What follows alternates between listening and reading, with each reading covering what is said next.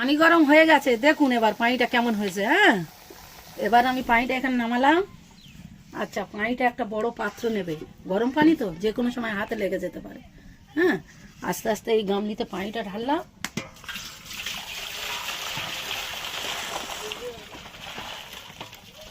দেখুন, আচ্ছা হাঁসটা কত বড়। হ্যাঁ, আচ্ছা পানিটাতে দিলাম হাঁসটা। গরম পানি তো সময় লাগবে, একটু ভালো করে এরকম ঘুরিয়ে ফিরিয়ে নিয়ে বেশ হয়ে যাবে। পাতি হাঁসের গোশ খেতে কি যে মজা, না রান্না করলে বুঝতে পারবেন না। আরও বিশেষ করে তো এই শীতের সময় খুব ভালো লাগে খেতে। শীতের পাতি হাঁস খাওয়া মজা আলাদা। দেখো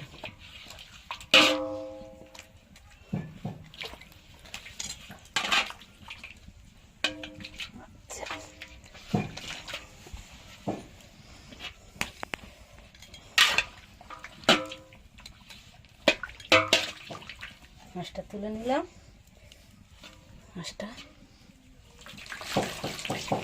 তুলে নিলাম, ব্যাস এবার ছড়ে নেবো পানিটা একটু।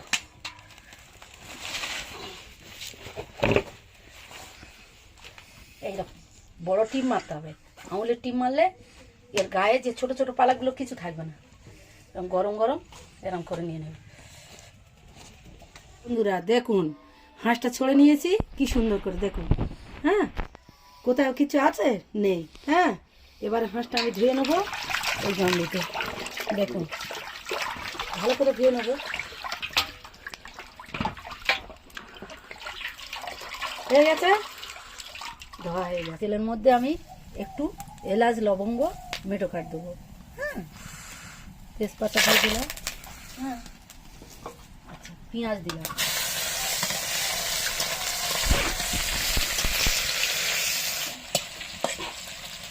মাংসটা দিয়ে দিচ্ছি।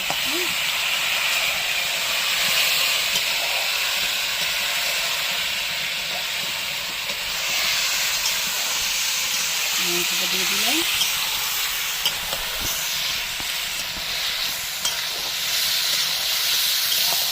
কিন্তু আগে থেকে মাংসের মধ্যে সব মশলা দিয়ে রেখেছি, কিছু লাগবে না। এবার একটু ভালো করে কষাতে হবে।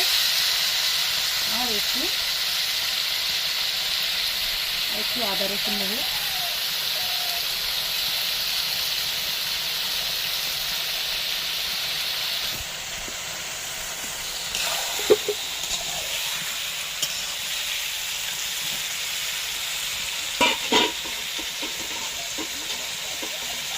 যে থালাতে মাংসটা করেছিলাম তার একটু পানি দিয়ে দিচ্ছি, মশলা পানিটা। এবার মাংসটা কষাবো।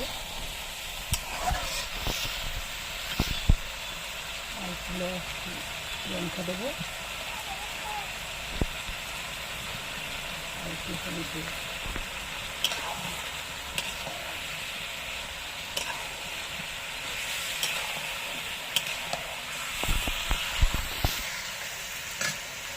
একটু পানি দেবো, একটু পানি দিয়ে আমি কষাবো মাংসটাকে, একটু কষাবো।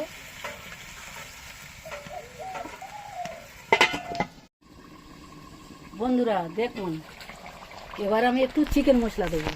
হ্যাঁ, একটু চিকেন মশলা দেবো। তরকারি হয়ে এসছে, একটু চিকেন মশলাটা দিয়ে একটু নাড়বো। দেখুন কি সুন্দর কালার এসছে। হ্যাঁ, তরকারিটা আমার হয়ে গেছে।